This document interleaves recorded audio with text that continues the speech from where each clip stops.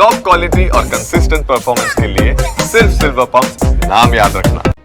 Sunita Williams આજે space સેન્ટરમાંથી પૃથ્વી પર આવવા માટે નીકળી ચૂક્યા છે। 9 મહિના કરતાં પણ વધારેનો સમય એમને ઇન્ટરનેશનલ સ્પેસ સેન્ટરમાં વિતાવ્યો છે। ત્યારે આજે અથવા તો આવતીકાલે તેઓ પૃથ્વી પર પહોંચી રહ્યા છે। ત્યારે આપણી સાથે વાતચીત કરવા માટે ઈસરોના કમ્યુનિકેટર ધનંજયભાઈ રાવલ જોડાયા છે। એમની સાથે વાતચીત કરીએ કે તેઓ શું કહી રહ્યા છે। સર, એક તો ખૂબ લાંબો સમયગાળો, કારણ કે જ્યારે જનરલી જતા હોય છે ત્યારે એમનું જે મિશન હોય છે 10 દિવસ 15 દિવસ અથવા તો એનાથી ઓછા દિવસનું હોય છે, અને રહેવાનું ત્યાં થયું લગભગ 9 મહિના કરતાં પણ વધારે સમય। કેટલું અઘરું હોય છે? અહીંયાની લાઈફ તો આપણે સરળ જોતા હોઈએ છીએ, ત્યાંની લાઈફ કેટલી અઘરી હોય છે?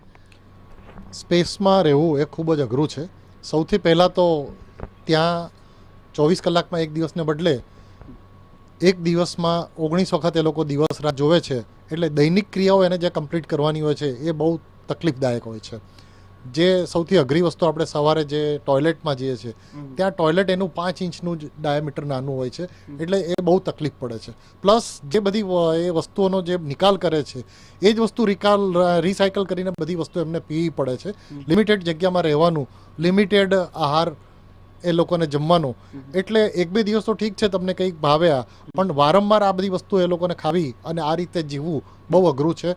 વાળ ધોવામાં પણ એ લોકોને બહુ તકલીફ પડે છે, અને આ બધી તકલીફો સહન કરીને આટલો લાંબો સમયગાળો પસાર કરવો એ પણ એક કઈ રીતે કરવો એ પણ એક રિસર્ચનો વિષય છે। ઓકે, જરૂરથી એ સમય કઠિન હતો અને નીકળી ચૂક્યો છે। હવે સ્પેસ સેન્ટરમાંથી પૃથ્વી પર આવી રહ્યા છે। કયા તબક્કા હોય છે? કારણ કે અંતરિક્ષ જે છે ખૂબ મોટું છે ને ત્યાંથી અહીંયા પહોંચવાનું હોય છે, અને અનેકવાર આપણે જોયું છે કે અંતરિક્ષના જે મિશન છે એમાં સફળતા નથી પણ મળતી હોતી। કેટલું લેન્ડ કરવું પણ કેટલું મહત્વનું છે?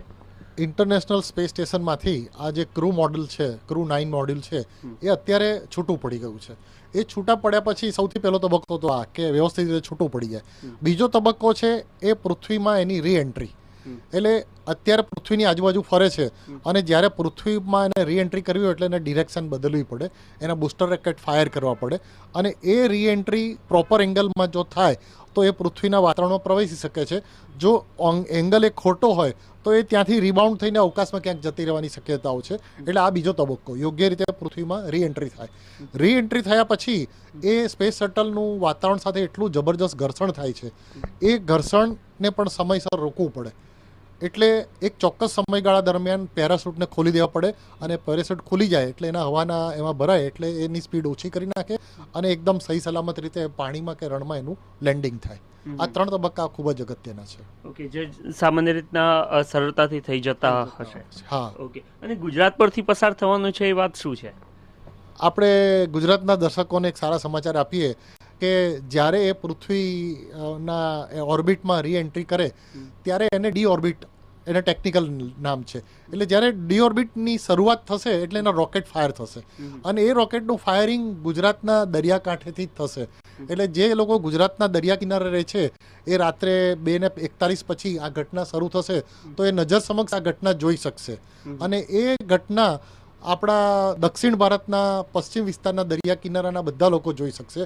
એટલે આપણી ગુજરાતની સુનિતા વિલિયમનું પૃથ્વી પર રીએન્ટ્રી થવું એ ગુજરાતીઓ નરી આંખે જોઈ શકશે, અને બધાએ જોવું જોઈએ। ઓકે, જરૂરથી આપણે આશા રાખીએ કે સફળતાપૂર્વક આવી જાય, પરંતુ ત્યાર પછીની લાઈફ કેટલી અઘરી હોય છે? કારણ કે ગુરુત્વાકર્ષણ બળની વાત કરવામાં આવે તો અહીંયાનું અલગ, ત્યાંનું અલગ, તો પછીનો સંપૂર્ણ સ્વસ્થતા અથવા તો સોશિયલ લાઈફ જીવવા માટે કેટલો સમય હજુ એમને ટ્રેનિંગ કે બીજું બધું કરવું પડી શકે છે?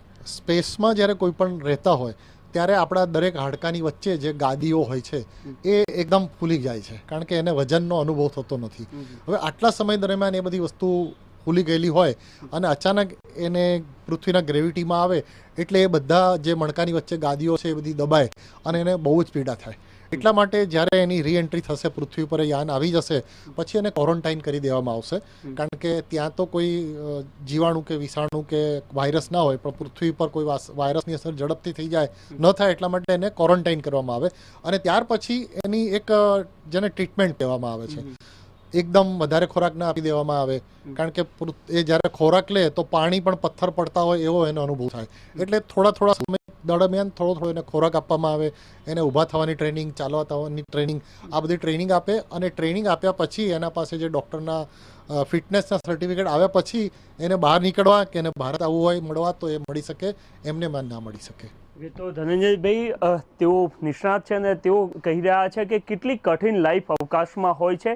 અવકાશથી તો સુનિતા વિલિયમ્સ નીકળી ચૂક્યા છે અને પૃથ્વી પર સફળતાપૂર્વક એમનું લેન્ડિંગ થાય એ પ્રકારની આશા, અપેક્ષા અથવા તો પ્રાર્થના સમગ્ર દેશ રાખી રહ્યો છે. ત્યારે જે ઘટના બનવાની છે પૃથ્વીનો જે છે ત્યાંથી જ્યારે એમનું એ ઓર્બિટ પસાર થશે એ સમયગાળા દરમિયાન ગુજરાતનો જે અવકાશ છે ત્યાંથી જ પસાર થશે અને ગુજરાતીઓ પણ આ ઘટનાને જોઈ શકશે.